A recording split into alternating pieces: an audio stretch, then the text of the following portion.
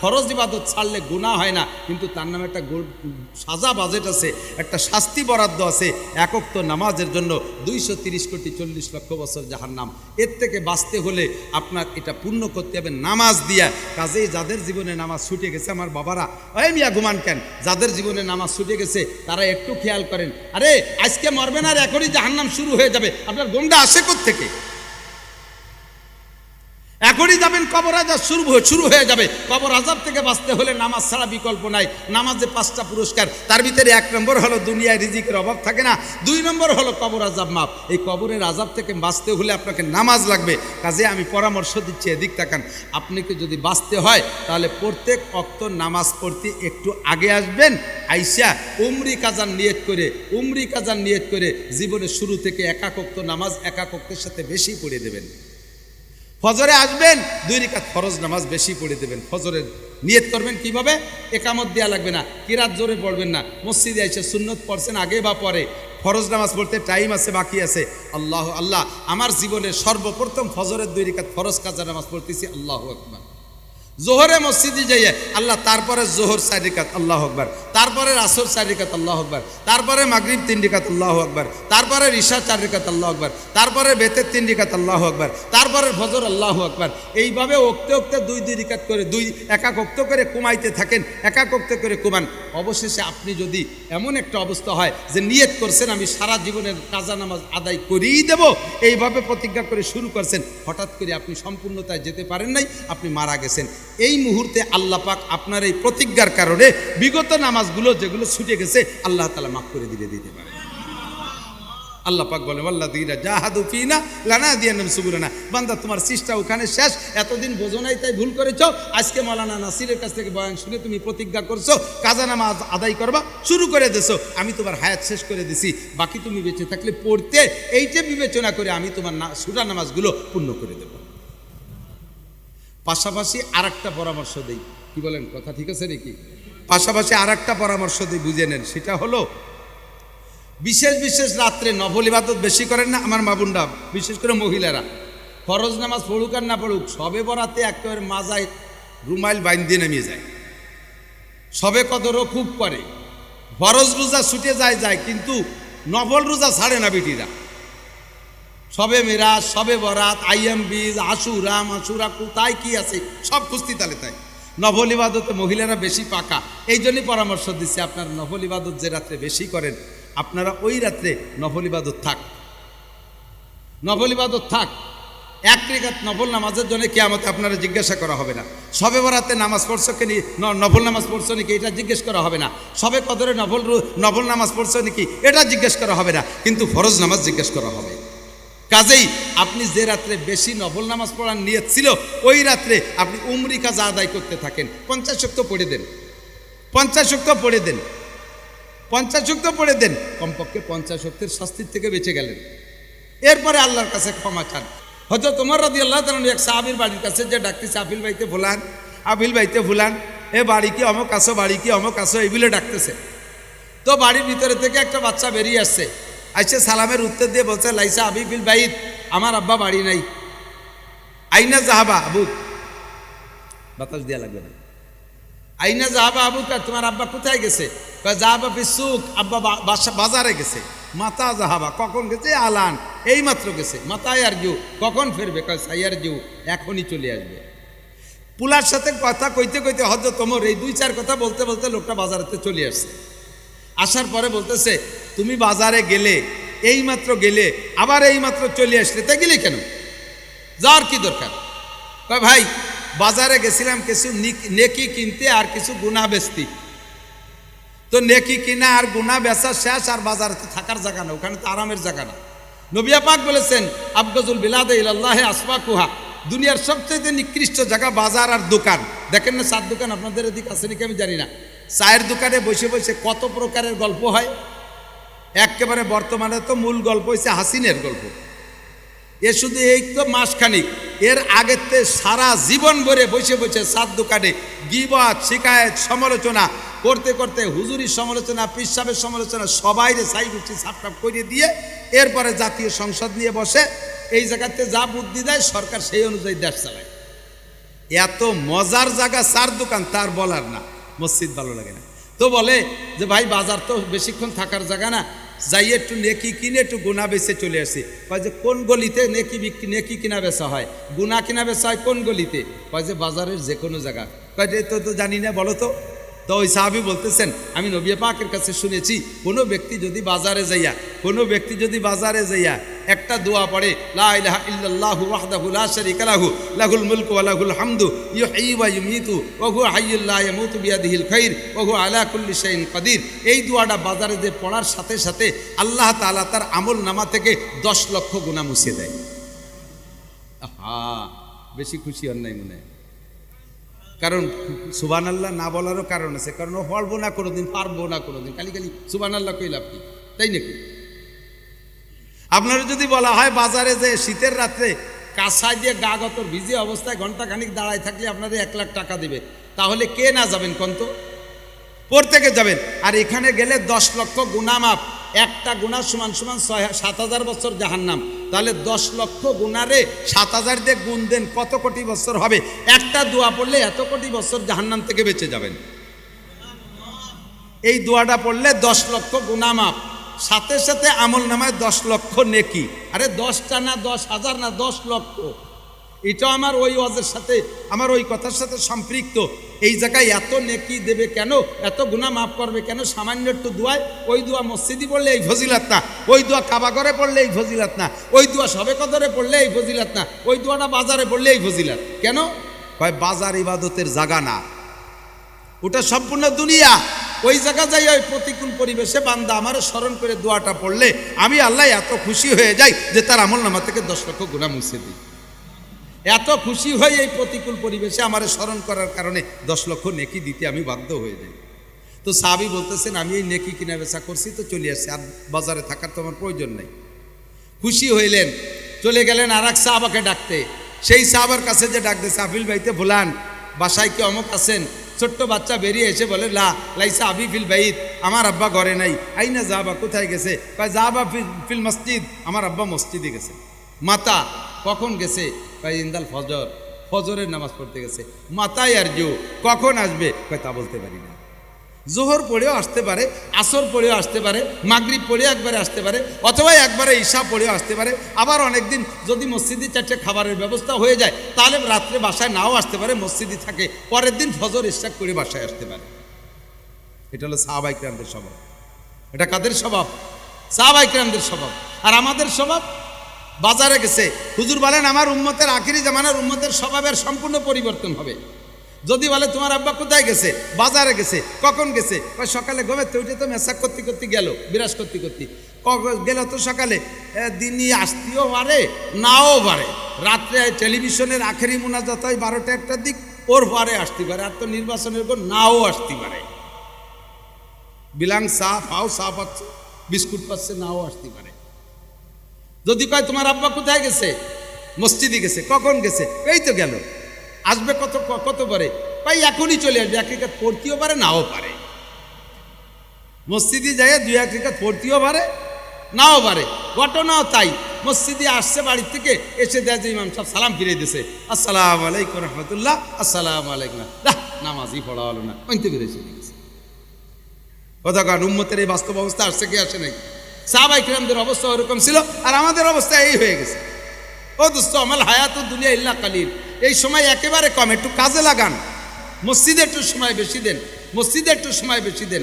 এই সময়টা আমাকে আপনাকে না, এই 2 দিন ফ্যানের বাতাস খেয়ে গলা বসে গেছে।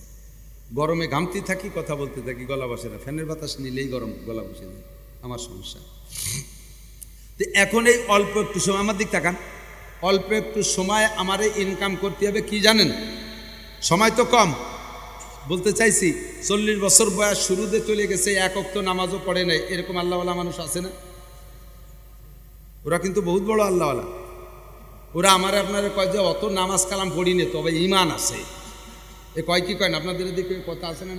তোগে মতো ওইরকম পীরির দরবারে আমি উক্কুর রুক্কুর করি না, কিন্তু আমার ইমান আছে। এইরকম আল্লাহওয়ালা ইমানদার 40 বছরের মধ্যে নামাজে যায় নাই, মসজিদে যায় নাই, ঈদের নামাজও পড়ে না। ওর বাপের জানাজার দিনও বাগানের মধ্যে দাঁড়ায় দাঁড়ায় বিড়ি খাইছে। ইন্টারন্যাশনাল দামলা। আছে না এরকম? 40-এর পরে যাইয়া চরমনের হুজুরের মায়াবী সুর কানে আসছে, কান্নাকাটিওয়ালা বয়ান কানে চলে আসছে, আর মনের মধ্যে একটা কামড় দিয়েছে, আরে তাই তো, কবরের কি হালাত, চরমনেওয়ালারা কবরের বয়ান বেশি করে, কবরের এই অবস্থা, আমার তো যে কোনো সময় মরণ হয়ে যেতে পারে, কাজে আমার তো সময় নেই। হঠাৎ করে আল্লাহ তাআলা হিদায়াত দিয়ে দিয়েছে, মোড় ফিরে গেছে, এখন নামাজ শুরু করে দিয়েছে। এই 40 বছর চলে গেছে, 40 বছরের 15 বছর বয়সে সাবালেক হয়েছে, নাবালেক ছিল 15 বছর, আর 15 বছরের থেকে 40 বছর পর্যন্ত 25 বছর, কয় বছর? 15 বছরের সাবালেক হয়েছে, 40 পর্যন্ত নামাজ পড়ে নাই, নামাজ মিস হয়েছে কয় বছর? 25 বছর। 25 বছরে কয় ওয়াক্তে নামাজ কাজা করছেন জানেন? 50,000 ওয়াক্ত। 25 বছরে 50,000 ওয়াক্ত নামাজ কাজা করছেন। নামাজ ছুটে গেছে, কাজা করেন নাই, ছুটে গেছে, চলে গেছে। ও মুসলমান, একটু খেয়াল করেন, আমার মা বোনরা লক্ষ্য করে, যদি কানে আওয়াজ যায়, আল্লাহর কসম, এক ওয়াক্ত নামাজের জন্য যে নামাজ ছুটে গেছে, পড়েন নাই, কোনোদিন পড়ে দেন নাই, এর এক ওয়াক্ত নামাজের জন্য আল্লাহ যদি সত্য হয়, রসুল সত্য, রসুল যদি সত্য হয়, তার হাদিস সত্য, তার হাদিস যদি সত্য হয়, আমার বক্তব্য সত্য, আর এই সত্য অনুযায়ী আপনাকে আখিরাতে পেতেই হবে। এক ওয়াক্ত নামাজের জন্য 80 হুকবা জাহান্নাম। 80 হুকবায় কয় বছর? দূরিতে কি শুনতেছে, 80 হুক্কা, তাই শুনতেছি না, মানে 80 হুক্কা খাতে যে টাইম লাগে। 80 হুকবা, এক হুকবা সমান সমান 2,88,00,000 বছর। তাহলে 80 হুকবায় কত হবে? 230,40,00,000 বছর এক ওয়াক্ত নামাজের জন্য। তার আপনি নামাজ পড়েন নাই কত বছর? 15 থেকে নিয়ে 40, 25 বছর নামাজ পড়েন নাই, 50,000 ওয়াক্ত পড়েন নাই। এক ওয়াক্তের কারণে যে 230,40,00,000 বছর পূর্তি হয়, 50,000 ওয়াক্তের কারণে কত বছর হবে? না, ভিতরে কোনো অনুশোচনা নাই, কোনো নাড়াচাড়া নাই, আতঙ্ক নাই একজন মানুষের ভিতরে। না, আমারে ফ্যান দিয়ে না, আল্লাহ আল্লাহ আল্লাহ, এদিক থেকে আমার বাবারা ভাইরা, ভিতরে কোনো অনুশোচনা নাই, অনুতাপ নাই, কারো ভিতরে কোনো ভয় নাই। আপনারা এখন যারা নামাজ পড়েন, জীবনে পিছনে নামাজ কাজা হয়েছে কি হয় নাই? বহুত নামাজ ছুটে গেছে কি যায় নাই? আমি তাদেরকে পরামর্শ দেব, একটা কথা মনে রাখবেন, নামাজের প্রতিদান কিয়ামতের নামাজ দিয়েই দিতে হবে। নামাজের প্রতিদান রোজা দিয়ে হবে না, নামাজের প্রতিদান যাকাত দিয়ে হবে না, নামাজের প্রতিদান মসজিদ বানাইয়ে দিলে হবে না, নামাজের প্রতিদান হজ দিয়ে দিলে হবে না, রোজার প্রতিদান রোজা দিয়ে দিতে হবে, যাকাতের প্রতিদান যাকাত দিয়ে দিতে হবে, হজের প্রতিদান হজ দিয়ে দিতে হবে, নামাজের প্রতিদান নামাজ দিয়ে দিতে হবে। আপনার আমল নামায় এরকম বহুত চলে গেছে, নামাজ পড়েন নাই, নামাজ কাজা হয়ে গেছে, নামাজ ছুটে গেছে, একা ওয়াক্তের বিনিময়ে 230,40,00,000 বছর পোড়া লাগবে। তাহলে ভেবে দেখেন আপনার জন্য কি পরিমাণ জাহান্নাম বরাদ্দ হয়েছে। উপায় কি? উপায় কি? সহজ উপায় আমি আপনাদেরকে শিখাই দেই। এই গ্যাপ গর্তগুলো বন্ধ করার জন্য 1 নম্বর পদ্ধতি হলো, খেয়াল করে না, 1 নম্বর পদ্ধতি হলো, নারী বলেন আর পুরুষ বলেন, প্রত্যেক ওয়াক্ত মসজিদে নামাজ পড়তে আসবেন। পুরুষরা নামাজ পড়তে একটু টাইম বেশি হাতে নিয়ে আসবেন। এখন থেকে প্রতিজ্ঞা করেন, বাঁচার কোনো উপায় নাই। নামাজের থেকে, নামাজ যে পড়েন নাই, এই নামাজের থেকে আপনি আস্তাগফিরুল্লাহ পড়লে নামাজের গুনাহ মাফ হয় না। কারণ নামাজ না পড়লে কোনো গুনাহ হয় না। বুঝতে পারি নি রে, কি যেন ঝামেলা বাজিয়ে যাচ্ছে। নামাজ না পড়লে গুনাহ হয় না, কিন্তু গুনাহ হইলে আস্তাগফিরুল্লাহ পড়লে গুনাহ মাফ হয়। আস্তাগফিরুল্লাহ গুনাহ মাফ হয়, কিন্তু নামাজ না পড়লে আস্তাগফিরুল্লাহ মাফ হয় না। সারা জীবন নামাজ না পড়ে মরার আগে আস্তাগফিরুল্লাহ পড়ে মরি, আপনি বেহেশতে চলে গেলেন। তা আমি বিটা 60 বছর পড়ে কি এলাম? বুঝেন নাই? আপনি 60 বছর নামাজ না পড়ে মরার আগে আস্তাগফিরুল্লাহ পড়ে বেহেশতে যাবেন, তা আমি কেন 60 বছর পড়লাম? আমিও না পড়িয়ে তো 60 মরার আগে আস্তাগফিরুল্লাহ পড়ে মরতাম। তাহলে আল্লাহ এখানে কি বিচার করবে? আল্লাহ কয় অন্যান্য গুনাহ মাফ হবে আস্তাগফিরুল্লাহর দ্বারা। জেনা করছো আস্তাগফিরুল্লাহ মাফ, জেনা করছো আস্তাগফিরুল্লাহ মাফ, বিড়ি খাইছো আস্তাগফিরুল্লাহ করলে মাফ, মদ খাইছো আস্তাগফিরুল্লাহ করলে মাফ, ব্যভিচার করছে আস্তাগফিরুল্লাহ করলে মাফ, অকথ্য ভাষায় গালি দিছো আস্তাগফিরুল্লাহ পড়লে মাফ। নামাজ আস্তাগফিরুল্লাহ নামাজ মাফ হয় না, আস্তাগফিরুল্লাহ রোজা মাফ হয় না, আস্তাগফিরুল্লাহ হজ মাফ হয় না, আস্তাগফিরুল্লাহ যাকাত মাফ হয় না। ফরজ ইবাদতগুলো ছেড়ে দিছো, এটা আস্তাগফিরুল্লাহ মাপ হয় না। ফরজ ইবাদত ছাড়লে গুনাহ হয় না, কিন্তু তার নামে একটা সাজা বাজেট আছে, একটা শাস্তি বরাদ্দ আছে। এক ওয়াক্ত নামাজের জন্য 230 কোটি 40 লক্ষ বছর জাহান্নাম। এর থেকে বাঁচতে হলে আপনার এটা পূর্ণ করতে হবে নামাজ দিয়া। কাজেই যাদের জীবনে নামাজ ছুটে গেছে, আমার বাবারা, ওই মিয়া ঘুমান কেন, যাদের জীবনে নামাজ ছুটে গেছে তারা একটু খেয়াল করেন। আরে আজকে মরবেন আর এখনই জাহান্নাম শুরু হয়ে যাবে, আপনার গন্ডা আসে কোত্থেকে? এখনই যাবেন কবর আযাব শুরু হয়ে যাবে। কবর আযাব থেকে বাঁচতে হলে নামাজ ছাড়া বিকল্প নাই। নামাজে 5টা পুরস্কার, তার ভিতরে 1 নম্বর হলো দুনিয়ায় রিজিকের অভাব থাকে না, 2 নম্বর হলো কবর আযাব মাপ। এই কবরের আযাব থেকে বাঁচতে হলে আপনাকে নামাজ লাগবে। কাজে আমি পরামর্শ দিচ্ছি, এদিক তাকান। আপনাকে যদি বাঁচতে হয় তাহলে প্রত্যেক ওয়াক্ত নামাজ পড়তে একটু আগে আসবেন, আইসা উমরি কাজান নিয়ত করে জীবনের শুরু থেকে একাক ওয়াক্ত নামাজ একাক ওয়াক্তের সাথে বেশি পড়ে দেবেন। ফজরে আসবেন, 2 রাকাত ফরজ নামাজ বেশি পড়ে দেবেন। ফজরের নিয়ত করবেন কিভাবে? একামত দেওয়া লাগবে না, কিরাত জোরে পড়বেন না, মসজিদে এসে সুন্নত পড়ছেন আগে বা পরে, ফরজ নামাজ পড়তে টাইম আছে, বাকি আছে। আল্লাহ আল্লাহ, আমার জীবনের সর্বপ্রথম ফজরের 2 রাকাত ফরজ কাজা নামাজ পড়তেছি, আল্লাহু আকবার। জোহরে মসজিদে যাইয়ে আল্লাহ, তারপরে জোহর 4 রাকাত, আল্লাহু আকবার। তারপরে আসর 4 রাকাত, আল্লাহু আকবার। তারপরে মাগরিব 3 রাকাত, আল্লাহু আকবার। তারপরে ইশা 4 রাকাত, আল্লাহু আকবার। তারপরে বেতের 3 রাকাত, আল্লাহু আকবার। তারপরে ফজর, আল্লাহু আকবার। এইভাবে ওক্তে 2 রাকাত করে একাক ওক্ত করে কমাইতে থাকেন, একাক ওক্ত করে কমান। অবশেষে আপনি যদি এমন একটা অবস্থা হয় যে নিয়ত করছেন আমি সারা জীবনের কাজা নামাজ আদায় করেই দেব, এইভাবে প্রতিজ্ঞা করে শুরু করছেন, হঠাৎ করে আপনি সম্পূর্ণতায় যেতে পারেন নাই, আপনি মারা গেছেন। এই মুহূর্তে আল্লাহ পাক আপনার এই প্রতিজ্ঞার কারণে বিগত নামাজগুলো যেগুলো ছুটে গেছে আল্লাহ তাআলা মাফ করে দিতে পারে। আল্লাহ পাক বলে, ওয়াল্লাযীনা জাহাদু ফীনা লানাহদিয়ান্নাহুম সুবুলানা। বান্দা, তোমার চেষ্টা ওখানে শেষ। এতদিন বোঝো নাই তাই ভুল করেছো। আজকে মাওলানা নাসিরের কাছ থেকে বয়ান শুনে তুমি প্রতিজ্ঞা করছো কাজা নামাজ আদায় করবা, শুরু করে দিছো। আমি তোমার হায়াত শেষ করে দিছি, বাকি তুমি বেঁচে থাকলে পড়তে, এইটা বিবেচনা করে আমি তোমার সুরা নামাজগুলো পূর্ণ করে দেব। পাশাপাশি আরেকটা পরামর্শ দেই, কি বলেন, কথা ঠিক আছে নাকি? পাশাপাশি আরেকটা পরামর্শ দিই, বুঝে নেন। সেটা হলো, বিশেষ রাত্রে নফল ইবাদত বেশি করেন না আমার মা বোনরা, বিশেষ করে মহিলারা। ফরজ নামাজ পড়ুক আর না পড়ুক, সবে বরাতে একেবারে মাজায় রুমাইল বাইন দিয়ে নেমে যায়, সবে কদরও খুব করে। ফরজ রোজা ছুটে যায়, কিন্তু নফল রোজা ছাড়ে না বেটিরা। সবে মেরাজ, সবে বরাত, আইয়াম বীজ, আশুরা কোথায় কি আছে সব কুস্তি তালে তাই। নফল ইবাদতে মহিলারা বেশি পাকা। এই জন্যই পরামর্শ দিচ্ছি, আপনারা নফল ইবাদত যে রাত্রে বেশি করেন, আপনারা ওই রাত্রে নফল ইবাদত থাক। 1 রাকাত নফল নামাজের জন্য কিয়ামতে আপনারা জিজ্ঞাসা করা হবে না। সবে বরাতে নামাজ পড়ছো কি নফল নামাজ পড়ছো নাকি, এটা জিজ্ঞেস করা হবে না। সবে কদরে নফল নামাজ পড়ছো নাকি, এটা জিজ্ঞেস করা হবে না, কিন্তু ফরজ নামাজ জিজ্ঞেস করা হবে।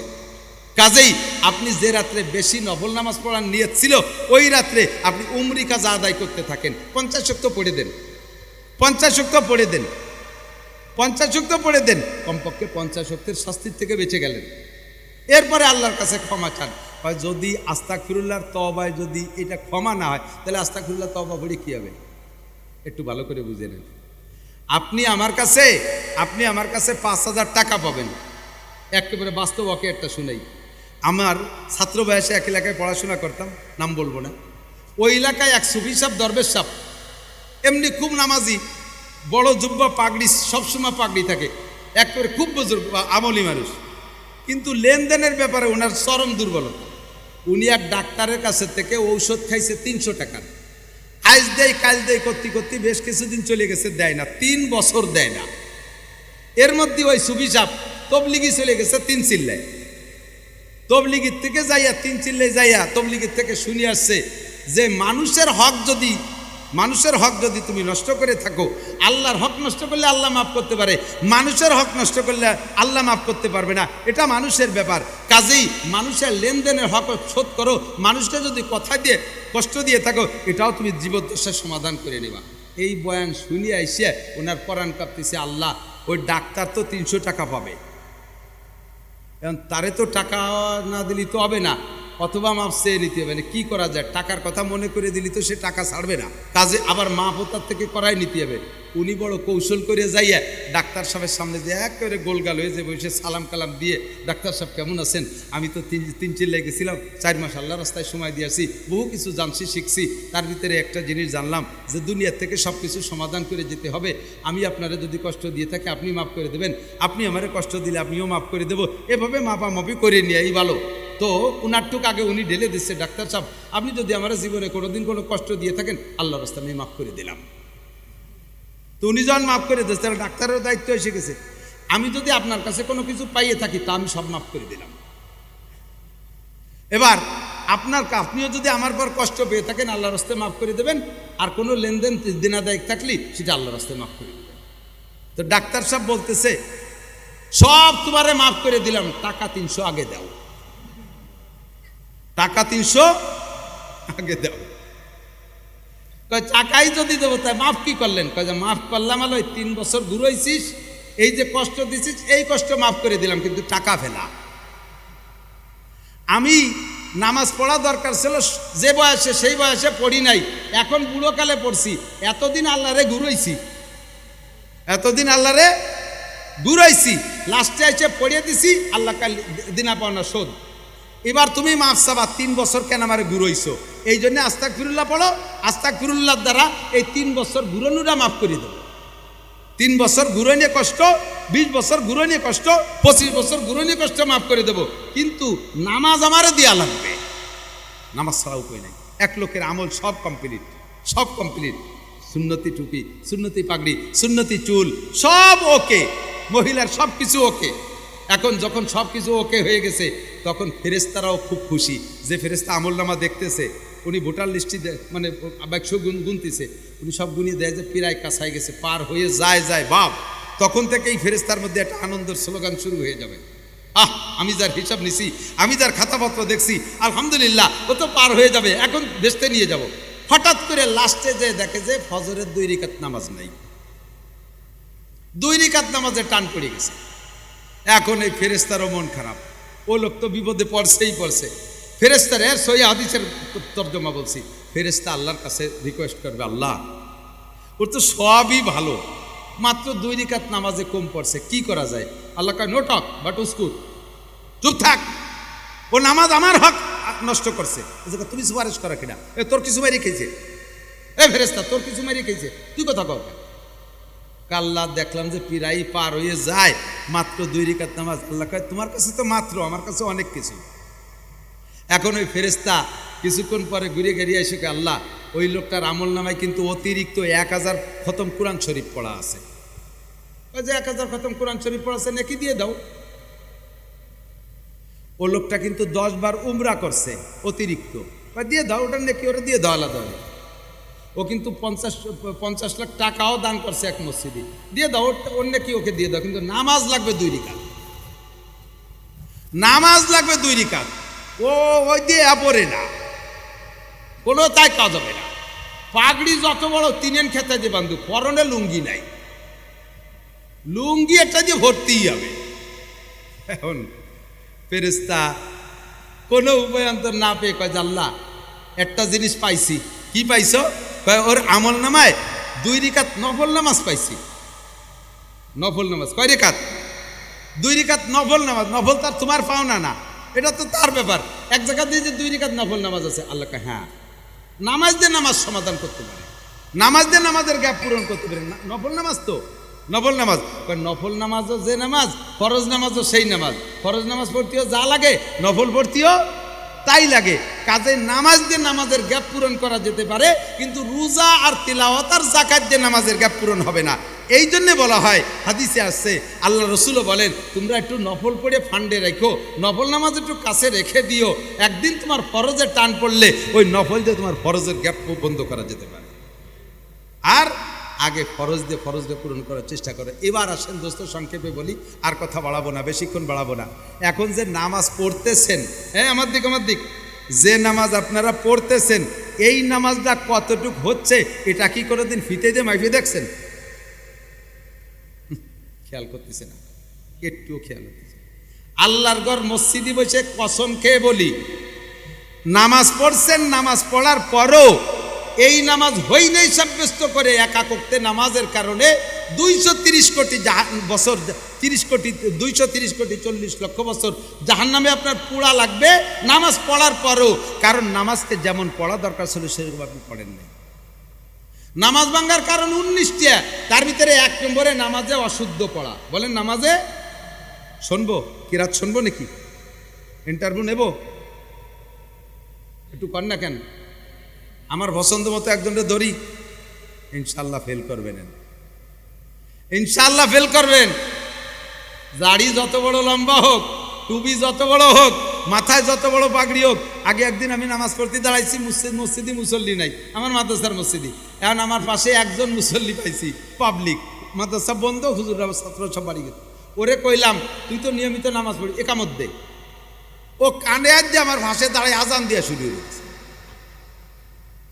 অথচ রেগুলার মাদ্রাসায় নামাজ পড়ে। ইকামত কারে কয় তাই জানেন, ও কানে দিয়ে আজান দেওয়া শুরু হয়েছে। আমি তো একা একা হাসি এসে গেছি। আমি থাম বেটা, সেই ইকামতও আমি দিলাম, নামাজও আমি পড়াইলাম। ও মিয়া, সূরা কিরাত শুদ্ধ করে পড়তে পারেন না, নামাজ ভাঙ্গার কারণ 19টা। এই 19টা কারণের 1 নম্বর হলো কিরাত গলত পড়া।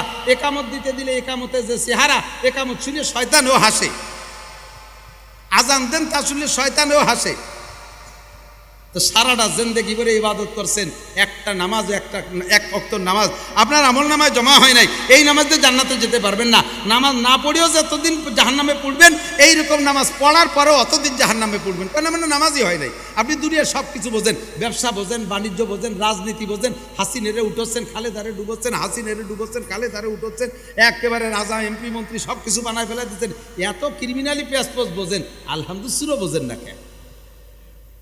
আত্মাহিয়াতু পারেন না কে? গালে ফেরালাইছে সে। রাগ হচ্ছেন নাকি? একটু রাগ হন। আমি তো রাগ হওয়ার জন্যই কইতেছি, রাগই হয় না, জুড়োই ঠান্ডা হয়ে গেছে।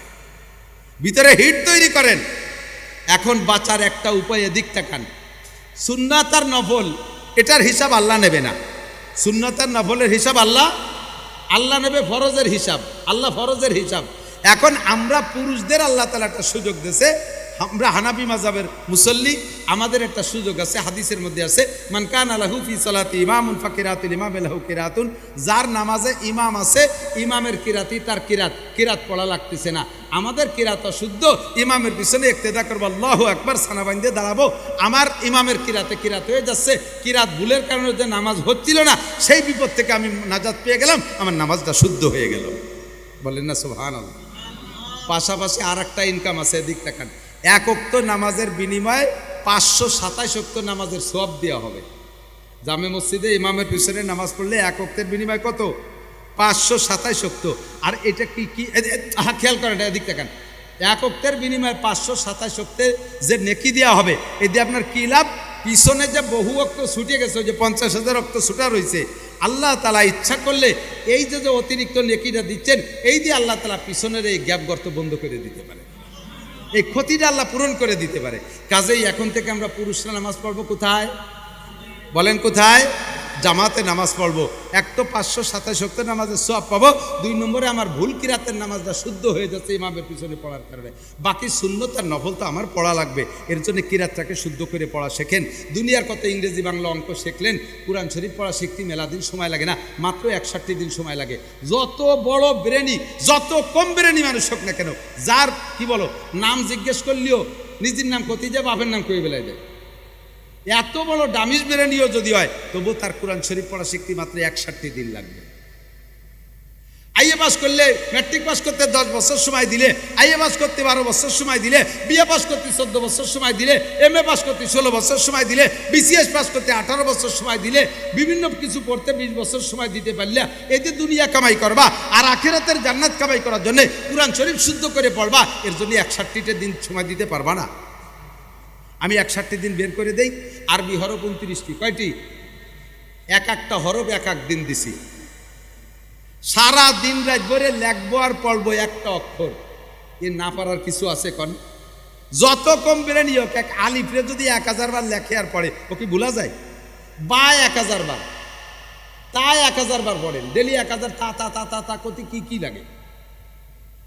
তইলে এক 29টি হরফ 29 দিন, সবচেয়ে কম বিরিয়ানি আলা বুড়োকে বলতেছি। আর এই 29 দিন হিসেব রেখেন। আর আরবিতে আকার রস্বীকার 3 ডে, জবর জের পেশ, 29 আর 3 32, কয় দিন? এই 3 ডেরে 3 দিন শেখেন। জবরে আকার, জেরে রস্বীকার, পেশে রস্যুকার, এই 3 ডে ছাড়া নাই। ওকার মোকার অং বং এগুলো কিচ্ছু নাই। তাহলে 3 ডে 3 দিন, 29 আর 3 32, এটা হিসাব কর না কেন, মনে রাখেন 32। আর আরবিতে সংযোগ জিনিসটাকে জজম আর তাসদিদ বলে, 2 হরফে মিলানো। তো জজমে 1 দিন আর তাসদিদে 1 দিন, 2 দিন, 32 আর 2 34 দিন। মদ আছে 10 প্রকার, কয় প্রকার? মদ, হিরোইন, গাঁজা, ফেন্সিডিল, নেই এই মদ নেই, তাই নিয়ে পড়া। মদ মানে টানার জায়গা টেনে না পড়লে ইমানও নষ্ট হয়ে যায়। যেমন এদিক বোঝেন, কুলিয়া আইয়ুহাল কাফিরুন লা আ'বুদু মা তা'বুদুন, বলো হে কাফেররা তোমরা যার ইবাদত করো আমি তার ইবাদত করি। এলো লা আ'বুদুর তরজমা। আর যদি আপনি লারে না টানেন, মদ না করেন, একালিফ, কি পড়েন? কুলিয়া আইয়ুহাল কাফিরুন লা আ'বুদু মা তা'বুদুন, তরজমা কি হবে? হে কাফেররা তোমরা জেনে নাও আমি এতদিন তোমাদের সাথে পূজা করি নাই, এখন থেকে অবশ্যই তোমরা যে দেবদেবীর পূজা করো আমিও করিবই। কন্যা নাউজুবিল্লাহ। বসছেন এবার মদের প্রয়োজন? এই মদ ভাঙ্গাজা, ফেন্সিডিল, হিরোইন মদ না। মদ মানে টানি ভরা। মদ মানে কি? এ আছে 10 প্রকার। কয় প্রকার? 10 প্রকার। আমি 10 দিন দিলাম। এর মূল আলো 1 প্রকার, মধ্যে তবেই হয়ে যায়। তারপরে 10 প্রকার মধ্যে আলাদা করে শেখেন 10 দিন। তাহলে আগে গেছে কয় দিন? 34 আর 10 44, 17টা মাখরাজ। 17টা মাখরাজ। হরফকে তার নিজ স্থান থেকে উচ্চারণ না করলে অর্থ পাল্টে যায়। এদিক যেমন আলহামদুলিল্লাহি রাব্বিল আলামিন, আলহামদু চিকন হা, সমস্ত প্রশংসা ওই আল্লাহর যিনি রব্বুল আলামিন। আর যদি আলহামদু না করে পড়েন আলহামদুলিল্লাহি রাব্বিল আলামিন, তর্জমা হবে সমস্ত সিড়া খেতা, উড়ন তেনা, জুলি খেতা এই সব আল্লাহরে দিয়ে দিলাম। আল্লাহ কয় টরের জামা তুমি গায়ে দাও আর সিড়া খেতা আমারে দাও, নামাজ হবে? কুল হুয়াল্লাহু আহাদ আল্লাহুস সামাদ, বলো সেই আল্লাহ এক একক। কুল মানে বলো। এ জায়গা কুল কফরে গলার মধ্যে নিয়ে মাকরাজের সাথে যদি উচ্চারণ না করে পড়েন কুল হুয়াল্লাহু আহাদ, তরজমা হবে খাও সেই আল্লাহকে যে আল্লাহ একা। আল্লাহ কয় কত বড় রাগ কষাইছে নামাজের মধ্যে আমারে খাওয়ার জন্য, নামাজ হবে? এই জন্য এর কয় মাখরাজ। এ আছে 17টা। এ আছে কয়টা? 29টি হরফকে 17 মাখরাজে ভাগ করে পড়তে হয়, তাহলে পড়া শুদ্ধ হয়। তাহলে আগে গেছে কত? 44 আর 17 কত? 61। হিসেব করে আইছি গুনিয়ে গাইতিয়া। মাত্র 61 দিন মেহনত করার পরে, লাগাতার 61টি দিন মেহনত করার পরে যদি শুদ্ধ করে কোরআন পড়তে না পারেন, তাহলে আমি 100 বার কান্ডলা খাবো। আমি নিজে পড়াইয়া প্রমাণ করেছি।